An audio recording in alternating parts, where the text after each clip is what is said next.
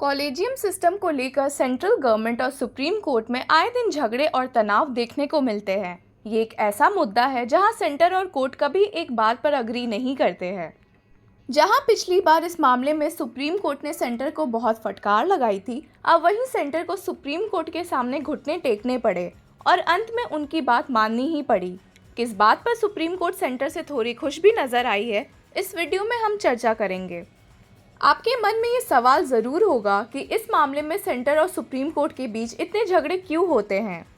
तो आपको बता दें कि कॉलेजियम सिस्टम के ही थ्रू देश में जजेस अपॉइंट या ट्रांसफ़र किए जाते हैं और इस प्रोसेस में सेंट्रल गवर्नमेंट का कोई हाथ नहीं रहता है। तो बस इस प्रोसेस में एक रोल मांगने की वजह से सेंटर आए दिन सुप्रीम कोर्ट से झगड़े करती रहती है।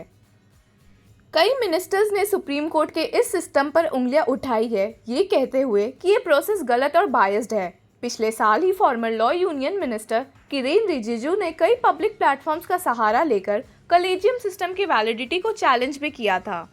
हालांकि आपको बता दें कि chief justice of India DY Chandrachud ने इस मामले में लोगों को ये साफ किया है कि वे इस प्रोसेस को फेयर और अकाउंटेबल बनाने की पूरी कोशिश कर रहे हैं।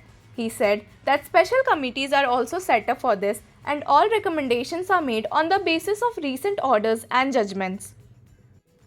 अब आप सोच रहे होंगे कि जब सुप्रीम कोर्ट इतने स्टेप्स उठा रही है तो फिर इस प्रोसेस में इतनी देरी क्यों होती है।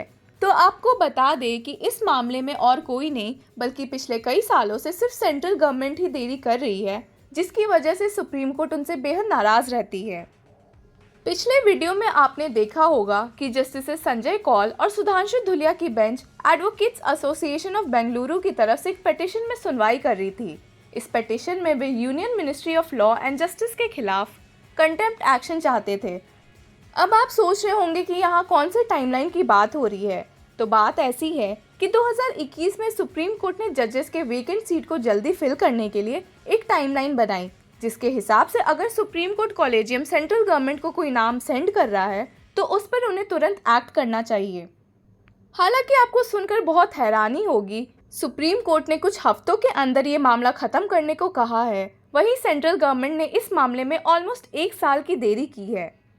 इस मामले में अब तक सेंटर ने सुप्रीम कोर्ट की फटकार कई बार सुन ली है। पिछले साल नवंबर में सुप्रीम कोर्ट ने सेंटर को एक कंटेम्प्ट पिटीशन के मामले में नोटिस भेजा था और इसकी वजह से जज अपॉइंटमेंट प्रोसेस को लेकर सुप्रीम कोर्ट और सेंटर में एक बार फिर झगड़े देखने को मिले थे। यहाँ तक कि इस साल भी सुप्रीम कोर्ट ने सेंटर को इस मामले में देरी नहीं करने को कहा था, as any delay in clearing the transfer of high court जजेस recommended by its collegium may result in both administrative and judicial actions which may not be palatable.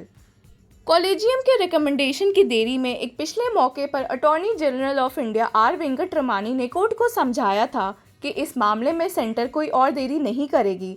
हालांकि इस अश्योरेंस के बावजूद इस प्रोसेस में देरी मिली थी, जिसकी वजह से पिछले हियरिंग के दौरान AG को बहुत फटकार मिली थी। यहाँ तक कि जस्टिस कौल ने पिछले हियरिंग में ये साफ भी कहा था कि वे इस मामले को और हल्के में नहीं लेने वाले हैं और हर 10-15 दिन में इसकी जांच करेंगे। आपको बता दें कि हाई कोर्ट कॉलेजियम ने 17 जजेस के अपॉइंटमेंट और ट्रांसफ़र की लिस्ट सेंट्रल गवर्नमेंट को पास की थी, जिसमें उन्होंने इतनी देरी की है। Out of this 7 names were reiterated by the Supreme Court Collegium, 9 names proposed for the first time, 1 Chief Justice promotion and 26 transfer proposals were still pending. इसमें से सबसे बेहद ज़रूरी मणिपुर हाई कोर्ट के चीफ जस्टिस का अपॉइंटमेंट था। जैसा कि हम सबको पता है, मणिपुर में एथनिक वायलेंस के मामले किस लेवल पर बढ़े हुए हैं और ऐसे में मणिपुर हाई कोर्ट में चीफ जस्टिस का ना होना बहुत दुख की बात है। इसलिए उस स्टेट से जुड़े सारे मुद्दे सीधे सुप्रीम कोर्ट लाने पड़ रहे हैं। सुप्रीम कोर्ट ने इस पोस्ट के लिए दिल्ली हाई कोर्ट के जज जस्टिस सिद्धार्थ मृदुल का नाम सबमिट किया था। सुप्रीम कोर्ट ने अटॉर्नी जनरल को इस मामले में सेंटर द्वारा की गई देरी पर एक जवाब मांगा था और सोमवार को यही जवाब लेकर R वेंकटरमणी सुप्रीम कोर्ट के सामने पेश हुए थे। For a change attorney general bench के सामने खुशखबरी लेकर पहुंचे थे। उन्होंने जस्टिस SK कौल और सुधांशु धुलिया की बेंच को बताया कि सेंटर ने इन 70 रिकमेंडेशंस को सुप्रीम कोर्ट कॉलेजियम को फॉरवर्ड कर दिया है। उन्होंने कहा कि हाई कोर्ट के चीफ जस्टिस का अपॉइंटमेंट 26 ट्रांसफ़र ऑर्डर में से 14 ऑर्डर्स और 19 अपॉइंटमेंट ऑर्डर्स में से 5 क्लियर हो चुके हैं और बाकी पर सेंटर अभी भी कार्यवाही कर रही है, पर माना जा रहा है कि वो काम भी जल्दी समाप्त हो जाएगा। अटॉर्नी जनरल के ये बयान सुनकर सुप्रीम कोर्ट की बेंच बेहद खुश नजर आई और उनकी तारीफ की। हालांकि जस्टिस कौल ने खुशी के साथ ये भी कहा कि क्या हर रिकमेंडेशन के दौरान सुप्रीम कोर्ट को इस मामले में इंटरफेयर करना ही पड़ेगा। हालांकि कोर्ट में इतनी खुशी होने के बावजूद सीनियर एडवोकेट्स अरविंद दत्तर और प्रशांत भूषण, जो कि पिटिशनर की ओर से मौजूद थे, ने बेंच को सेंटर द्वारा अपॉइंटमेंट को लेट नोटिफाई करने की बात पर ही जोर दिया। उन्होंने ये भी सजेस्ट किया कि सुप्रीम कोर्ट द्वारा जो नाम दोहराए गए हैं उन्हें डीम्ड अपॉइंटमेंट्स ही समझना चाहिए। हालांकि बेंच को ये सजेशन बिल्कुल पसंद नहीं आया।